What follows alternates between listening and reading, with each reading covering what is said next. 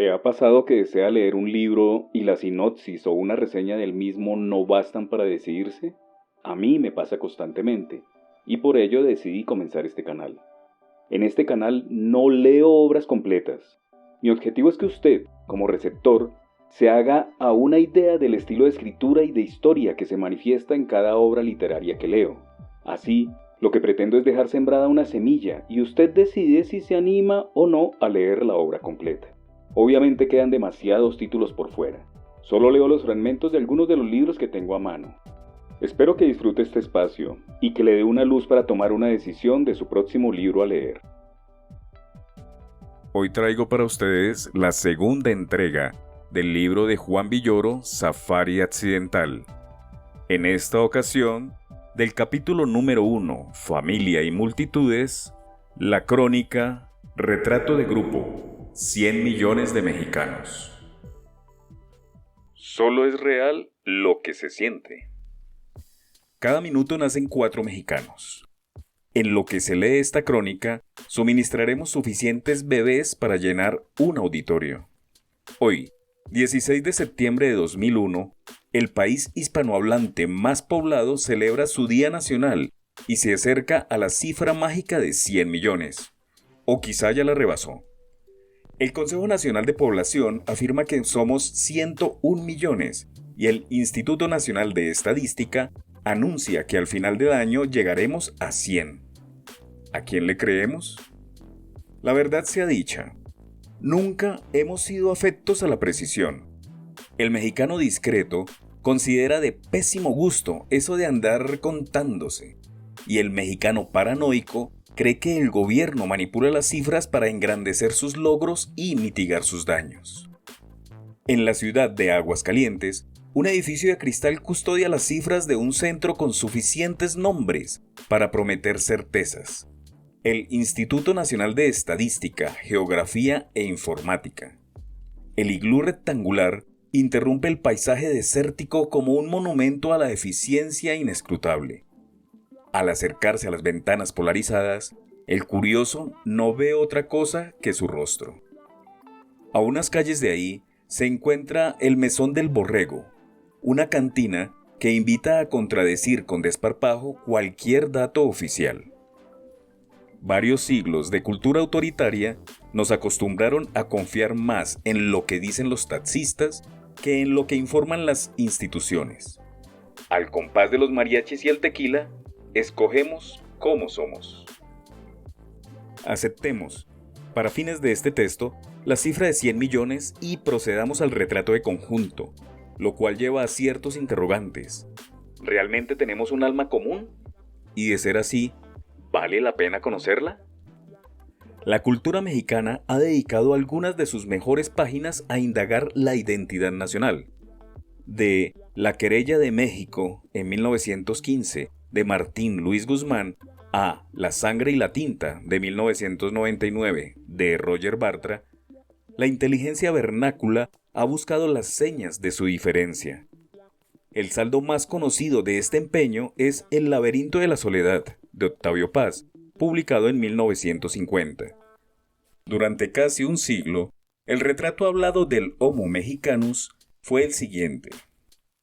Un hombre que se refugia en el nacionalismo para sobreponerse a su aislamiento y a sus complejos. Hoy en día, Bartra describe este arquetipo como un mito. El mexicano en estado puro no existe. Los expedicionarios de la identidad trazaron maravillosamente cartografías para un safari de dragones. Al menos, así ven las cosas en el siglo XXI. El nacionalismo es una ideología que se disfraza de cultura, afirma Bartra. Hemos tenido identidad nacional en demasía, exorbitante nacionalismo, revolución desmesurada, simbolismo sobrado. Después de este tónico contra la exaltación patriotera, ¿será posible definir al país de los 100 millones, donde 10 de ellos son indígenas que hablan 62 lenguas vernáculas, al menos 3 millones viven como ilegales en Estados Unidos y una cantidad incalculable nace y muere en selvas y desiertos sin dejar huella en el registro civil? Una cosa parece segura: la fertilidad es nuestra principal costumbre. No en balde, Uno de nuestros íconos es el panda del zoológico de Chapultepec, único que procrea en cautiverio fuera de China. Hace unos años, el antropólogo francés Sergei Grusinski describió a las masas de México con una frase digna de Blade Runner: caos de dobles. Lo sorprendente de estos clones es que se parecen más entre sí que a sí mismos. ¿Qué quiere decir esto? Octavio Paz lo aclaró en Postdata, libro que matiza ciertas categorías de El laberinto de la soledad. El mexicano no es una esencia, sino una historia. Aunque nos parezcamos unos a otros como granos de maíz, carecemos de un contenido transgénico que nos unifique. La idea de una identidad se ha vuelto obsoleta. Definirse a sí mismo es un ejercicio de comparación. México y Estados Unidos comparten la frontera más cruzada del mundo, y en buena medida lo mexicano sirve para distinguirnos de Gringolandia, esa Siberia donde el guacamole deja de picar. Hollywood padece el mismo afán de autoafirmación y ha codificado al mexicano como el hombre dormido junto a su burro, que se despierta para traicionar a su madre por una botella de aguardiente. Se arrepiente demasiado tarde y azota su sombrero contra el piso, siempre lleno de polvo. Las películas recientes repiten ese canon. En Pulp Fiction, unos gángsters asaltan una cafetería de Los Ángeles al grito de ¡saquen a los mexicanos de la cocina! Y en la película Traffic, las escenas que ocurren en Tijuana parecen reveladas en aceite para freír quesadillas, un amarillento refugio para narcos. Estamos tan hartos de estos estereotipos que hemos encontrado originales maneras de demostrar que podemos ser peores. Del cine de Ripstein a Amores Perros, de Pedro Páramo a los cuadros de Frida Kahlo, de la canción ranchera a Molotov, el arte mexicano ha partido de la violencia, el despecho, el machismo y otras variantes del oprobio para alcanzar indudables logros estéticos. Nuestra realidad ha sido convulsa, pero la forma de vivirla y documentarla rechaza las visiones reductoras o uniformes.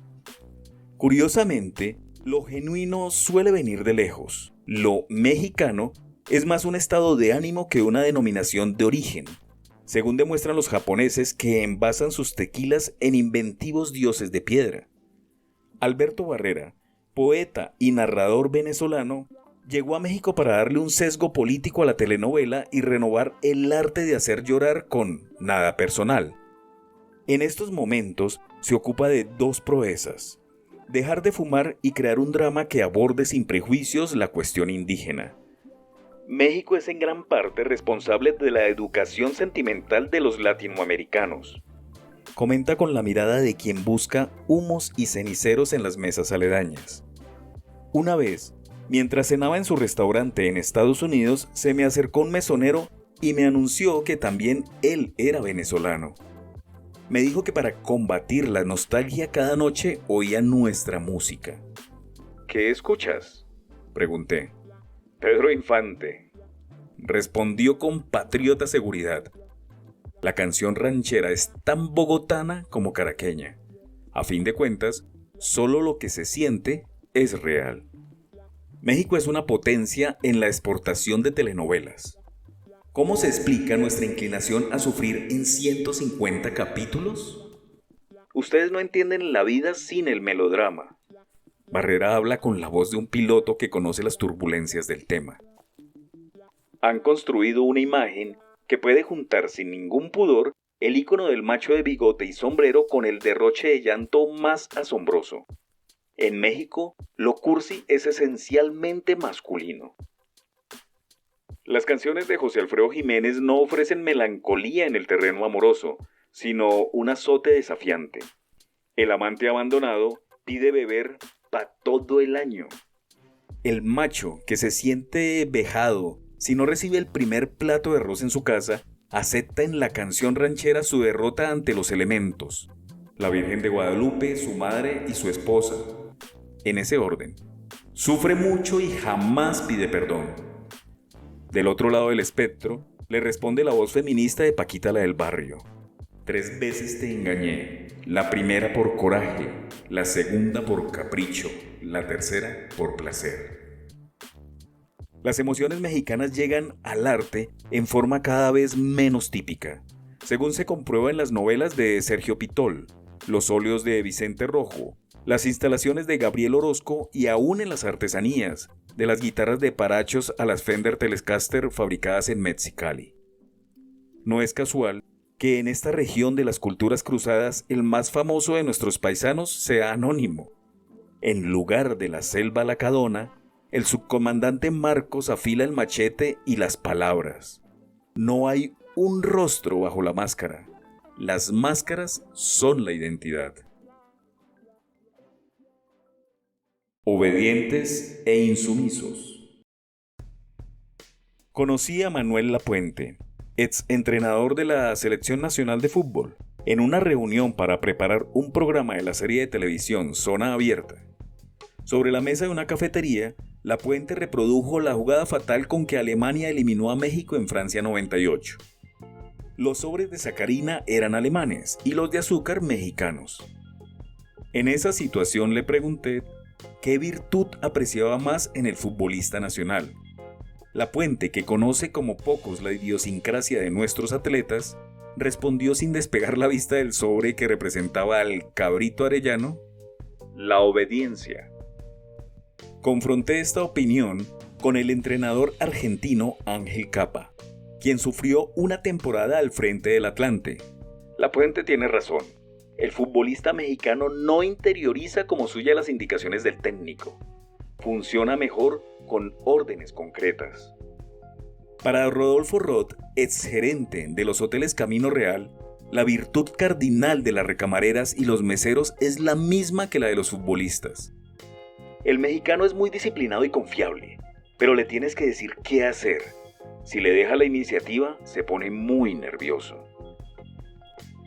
El Imperio Azteca, la colonia española, 30 años de dictadura porfirista y 71 años de gobiernos priistas hicieron poca propaganda de las iniciativas individuales.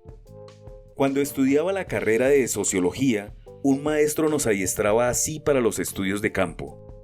No escuchen lo que la gente dice, sino lo que quiere decir a pesar de lo que dice. En la patria de Cantinflas, la claridad ha sido pecado mortal. Así estaban las cosas el 2 de julio de 2000, cuando el PRI perdió las elecciones. El País, que creía que ningún medio de comunicación superaba una intriga en voz baja, vive ahora en estado de talk show. Los resultados de este furor verbal hacen que a veces se extrañen los tiempos de hermetismo, cuando las causas de la política se revelaban gracias a un amigo cuyo primo compartía peluquero con el presidente. Televisa acaba de asombrarnos con una encuesta. El 86% de los mexicanos piensan que su teléfono está intervenido. Llama la atención lo unánime de la paranoia, sobre todo porque hay menos de 15 millones de teléfonos privados. Quizá la paranoia consista en creer que se tiene teléfono. Antes de seguir, confieso, mi teléfono está intervenido. ¿Realmente tenemos tantas cosas secretas por decir? En El laberinto de la soledad, Paz exploró los conflictos del mexicano que se descubre en Pecado de franqueza. Nuestra cortesía ha sido una refinada fórmula del ocultamiento, una mascarada verbal para no ofender con las sinceridades que se nos ocurren. La amabilidad protege al confundir con sus innecesarias atenciones.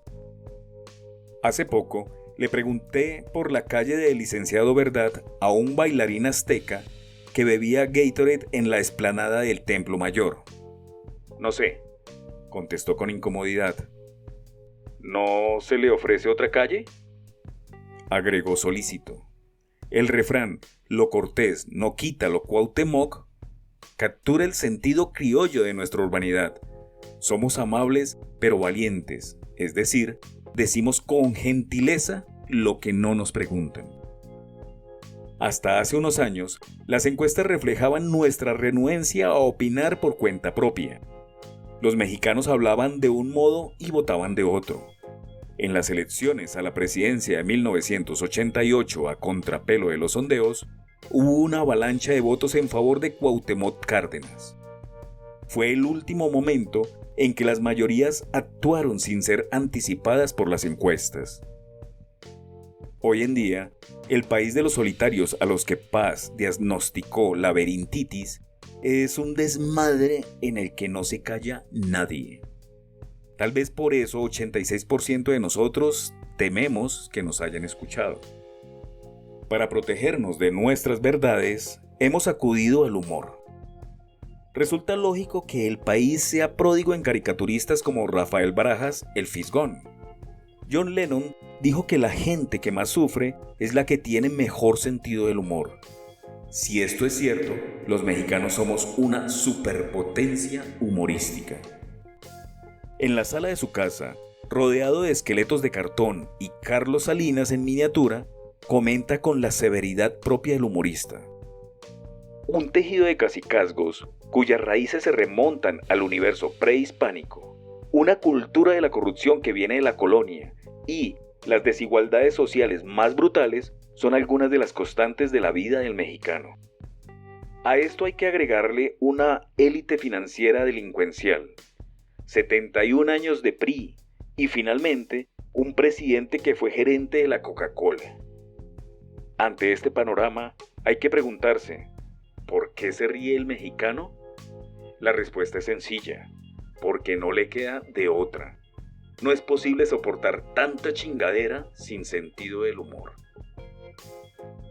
La carcajada como último desafío a un entorno adverso ha sido una constante en la patria que el Fisgón retrata con lápices afilados.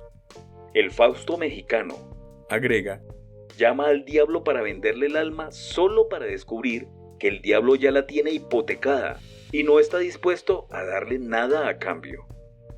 Esta situación de impotencia facilita la tarea de buscar villanos.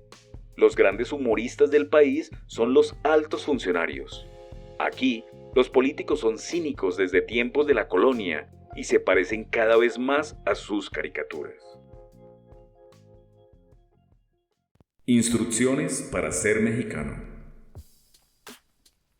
Corre el rumor de que, a pesar de la globalización, México seguirá poblado por mexicanos. Aunque la cultura cambia y produce criaturas múltiples, ¿es posible buscar constancias en nuestro carácter? A pesar de las divergencias, ciertos rasgos comunes perduran, no con la pompa de la identidad nacional, sino al modo menor de los sabores primigenios, los malos hábitos, los orgullos que solo a nosotros nos incumben. Se puede aventurar, por ejemplo, que existe una forma específicamente mexicana de relajarse.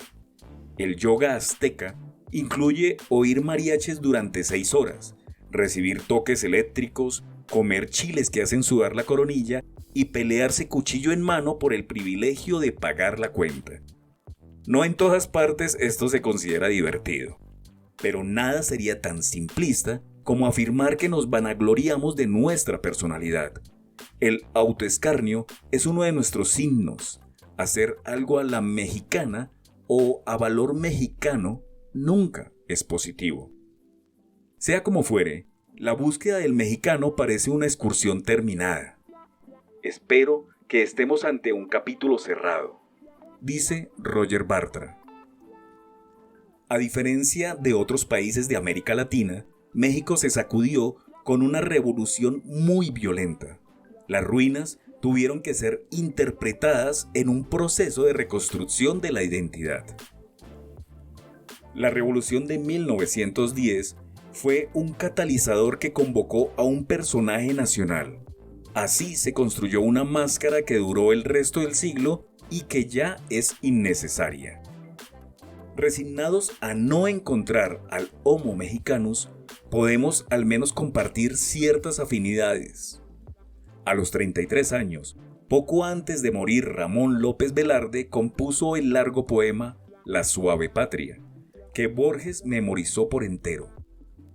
Ahí, México aparece como una tierra extensa, donde el tren va por la vía como aguinaldo de juguetería, y el cielo se parte con el relámpago verde de los loros. Enemigo de la grandilocuencia, el poeta escribe: suave patria, vendedora de chía. A Borges le intrigaba particularmente este verso. Ya ciego y muy anciano, se encontró con Octavio Paz y le preguntó a qué sabía el agua de Chía. El poeta respondió: sabe a tierra.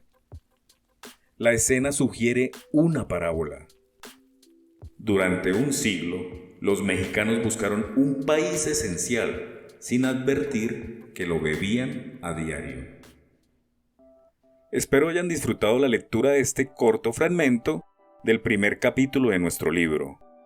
En la próxima entrega del capítulo 2 leeré la crónica Los Reyes Viejos, que nos habla de la vigencia de los Rolling Stones.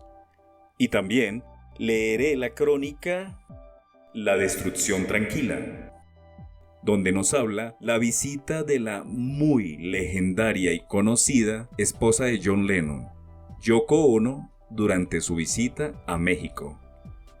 No se lo pierdan. Si le gustó esta lectura, compártala con aquellas personas a las que usted crea le pueden interesar. Suscríbase y active la campanilla de notificaciones. En mi canal puede encontrar fragmentos de muchos más títulos literarios. También puede encontrarme en Apple Podcasts, Spotify y Amazon Music en el podcast Fragmentos, Lecturas para Escuchar. Mi nombre es Alberto y mi placer es leer para usted.